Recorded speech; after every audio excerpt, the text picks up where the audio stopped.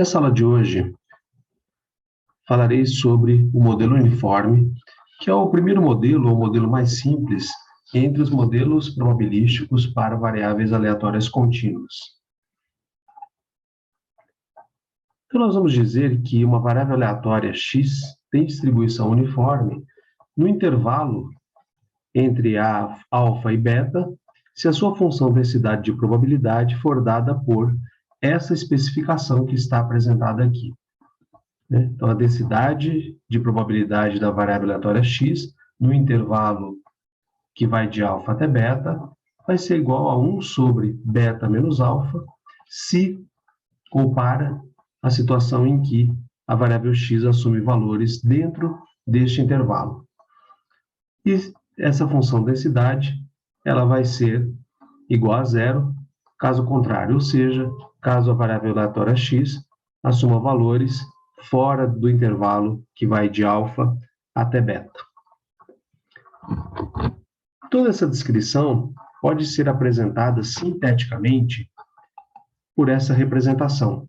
Então, quando nós escrevemos dessa forma, x, til, u, alfa, beta, nós estamos querendo dizer que a variável aleatória x segue uma distribuição de probabilidades uniforme com uma função de densidade de probabilidade em relação ao intervalo alfa e beta. O gráfico de uma função densidade de probabilidade para uma variável aleatória contínua que tem distribuição uniforme, tem esse formato, né? Então, para valores entre alfa e beta, a função de densidade de probabilidade assume o valor 1 sobre beta menos alfa e de maneira contínua para todos os valores reais compreendidos dentro do intervalo que vai de alfa até beta. Lembrando que, caso a gente precise calcular a densidade da variável entre dois valores a e b, nós temos que resolver a integral, que vai de a até b, da função densidade de probabilidade, dx.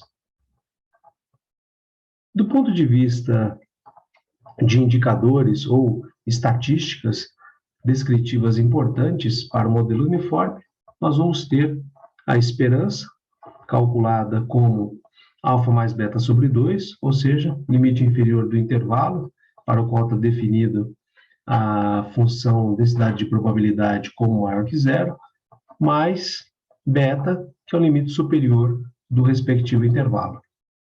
Essa soma dividido por 2, ou seja, é uma média aritmética simples entre os limites do intervalo para a variável uniforme. Já a variância, definida como o quadrado da diferença entre beta e alfa, dividido por 12. Bem, mas por que será que essas fórmulas são assim? Então, agora, eu vou fazer a demonstração, tanto da fórmula da esperança, quanto da variância, como uma maneira de ilustrar como são obtidas todas as fórmulas, tanto para a esperança quanto para a variância, para variáveis aleatórias contínuas. Então, começando aqui pela demonstração da esperança da variável aleatória contínua x, então nós vamos iniciar sempre pegando ou tomando a definição da esperança, que é a integral de menos infinito até mais infinito da variável aleatória x vezes a função densidade de probabilidade fx dx, que é o diferencial de x.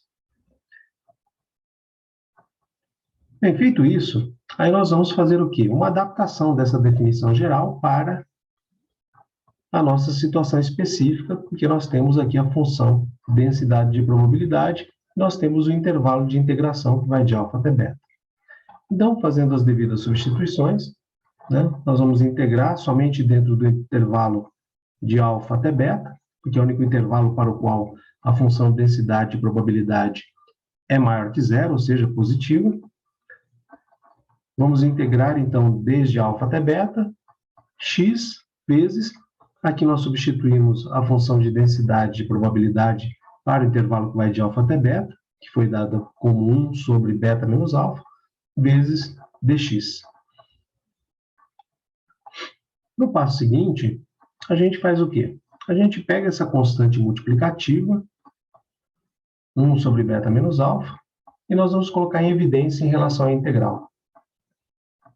Para ficar com uma especificação mais simples aqui da integral de alfa até beta, x dx.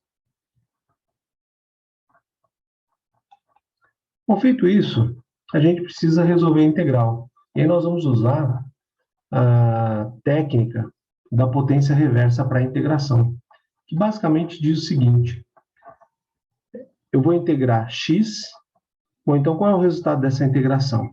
Eu vou, primeira coisa, olhar qual é a potência de x. Aqui, como não tem nenhuma potência, então, efetivamente, a potência é 1, que a gente tem o hábito de não colocar a potência 1, né, de forma explícita. Então, aqui nós temos x, quer dizer que é x elevado a 1. Então, de acordo com a técnica da potência reversa, o que a gente deve fazer para obter a integral de x dx? A gente deve repetir x com a sua potência, 1, e aumentar essa potência em mais uma unidade. Então, nós vamos ter x ao quadrado. E, feito isso, nós vamos dividir o x ao quadrado pela potência que nós obtivemos depois de aplicar a técnica. Aqui, a potência ela era 1, passou a ser 2, então nós vamos fazer x ao quadrado dividido por 2. Caso você tenha dúvida sobre a técnica da potência reversa, veja o vídeo que está disponível sobre esse assunto. Bom, então, pegando de novo aqui a constante multiplicativa, 1 sobre beta menos alfa, trago ela para cá, vezes, aí aqui já o resultado ali da integração. Faltando apenas agora nós aplicarmos, né, aquilo que diz o teorema fundamental do cálculo, que é fazer o quê? Nós vamos pegar x igual a beta, né, aplicar aqui nesse termo, depois fazer menos x igual a alfa. Bom, então fazendo isso, nós teremos a nossa constante, 1 sobre beta menos alfa, vezes, aí eu coloco beta no lugar de x, fica beta ao quadrado sobre 2, esse termo, que está aqui nessa diagonal para a esquerda, menos, aí eu coloco alfa no lugar de x, fico com alfa ao quadrado sobre 2, o termo que está aqui na diagonal mais para a direita. Bem, daí a gente precisa ver se dá para simplificar de alguma forma. E dá para fazer, por quê? Esse termo aqui, beta ao quadrado menos alfa ao quadrado, ele é o resultado de um produto notável, que é beta menos alfa vezes beta mais alfa. Bom, então, dessa etapa aqui da resolução, o que nós fazemos? A gente repete aqui a constante e depois abre, né, usa o produto notável que resulta em beta ao quadrado menos alfa ao quadrado, né, e substitui. Então, nós vamos ter beta menos alfa vezes beta mais alfa dividido por 2. E repare que com isso, nós vamos poder cancelar esse denominador com essa parte aqui do numerador, porque eles são iguais, e aí nós vamos ficar somente com o resultado beta mais alfa, que é a especificação ali da esperança da variável aleatória contínua x que tem distribuição uniforme. Então, está demonstrado como é que a gente obtém aquela fórmula.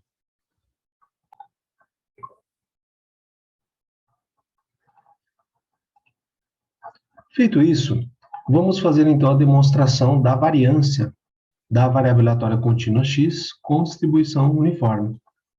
Então, a primeira coisa que nós temos que fazer é pegar a definição da variância, que é a esperança do quadrado da diferença entre x e a esperança de x, que em formato de integral fica a integral de menos infinito até mais infinito, para garantir que a integral vai ser feita sobre todo o espaço amostral da variável, do quadrado da diferença entre x e a sua esperança, vezes a função densidade de probabilidade dx.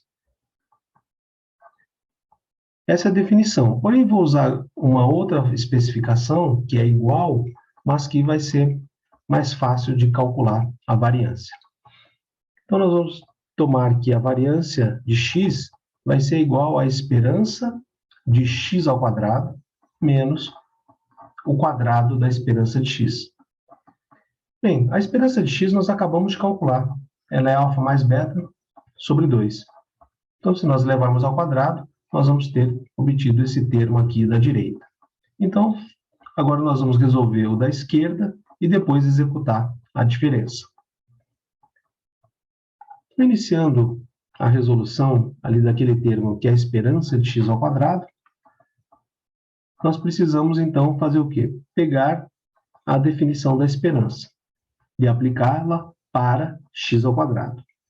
Então, se nós fizermos isso, nós vamos ter a integral de alfa até beta de x ao quadrado fx dx.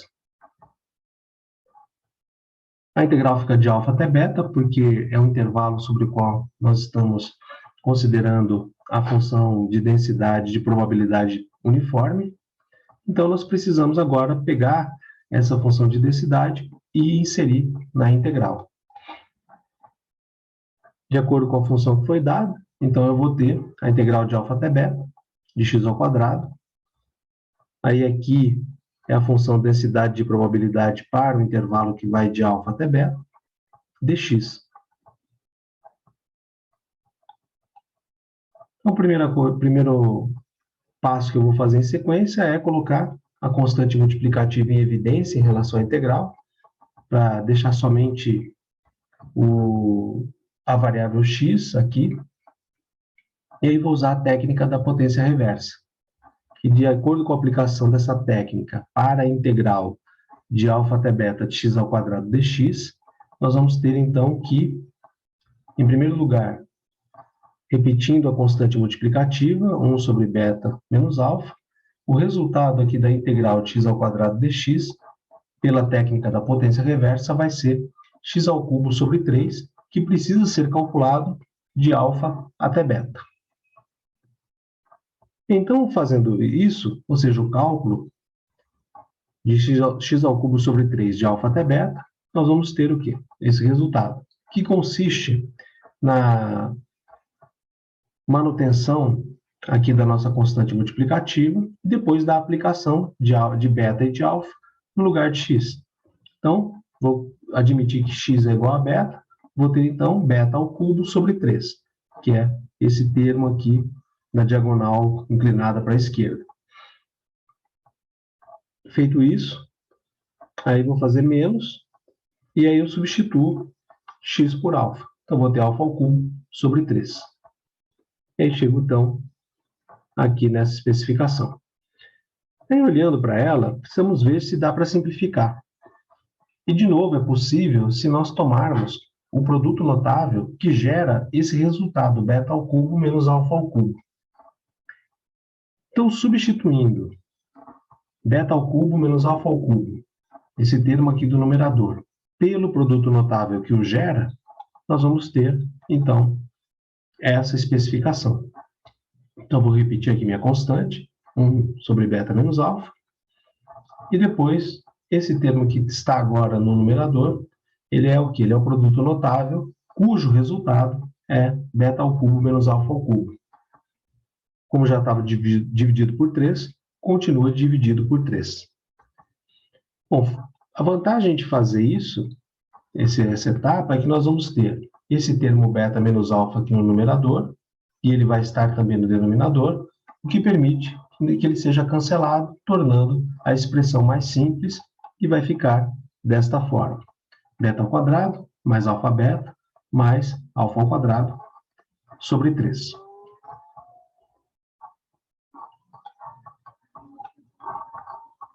Continuando aqui a demonstração, então, nós precisávamos calcular somente aquele termo da direita, que era o quadrado da esperança de x. Então, uma vez que a esperança de x é beta mais alfa sobre 2, o quadrado dela vai ser o quadrado de beta mais alfa sobre 2. E aí, aplicando essa potência ao numerador e ao denominador, nós vamos ter, então, beta mais alfa ao quadrado, dividido por 4. Com isso, nós já temos aqui os dois termos que eram necessários para que a gente pudesse calcular ou especificar a variância da variável aleatória x. Então, retomando o cálculo da variância, nós vamos ter que a variância de x vai ser igual à esperança de x ao quadrado menos o quadrado da esperança de x. E se eu fizer a substituição pelo termo que eu calculei anteriormente, pelo que eu calculei agora, então, essa diferença fica representada desta forma. Então, tudo que for azul aqui é o resultado que veio da esperança de x ao quadrado, do primeiro termo ali, que vai definir a variância. E o resultado em vermelho é do termo que está à direita, ali na especificação que define a variância.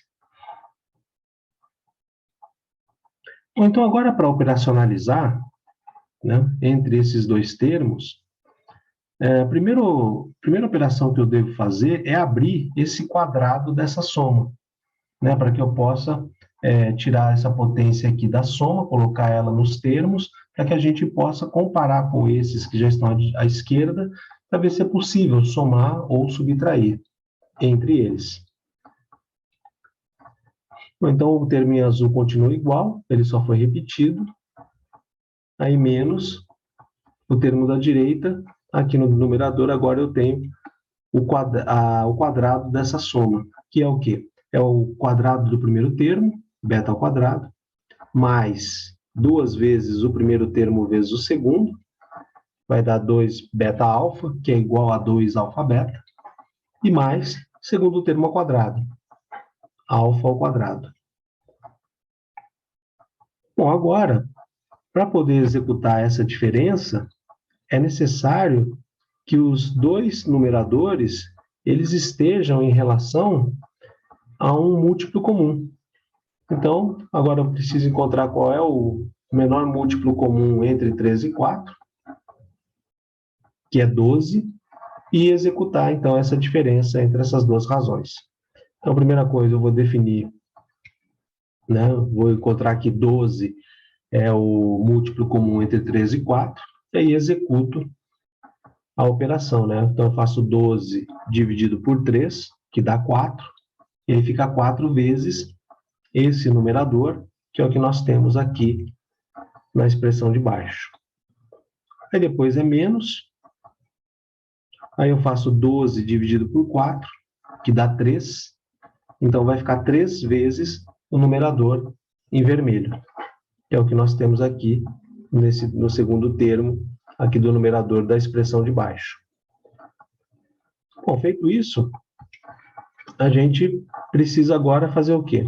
Nós precisamos distribuir a multiplicação do 4 pelos termos entre parênteses aqui azul, e precisamos distribuir a multiplicação do 3 pelos termos dentro do parêntese em vermelho. Bom, então, se a gente fizer isso, né, eu multiplico 4 por cada termo aqui dessa soma, respeitando aquela regra do sinal para multiplicações. Então, vou ter 4 beta ao quadrado, mais 4 alfa beta, mais 4 alfa ao quadrado.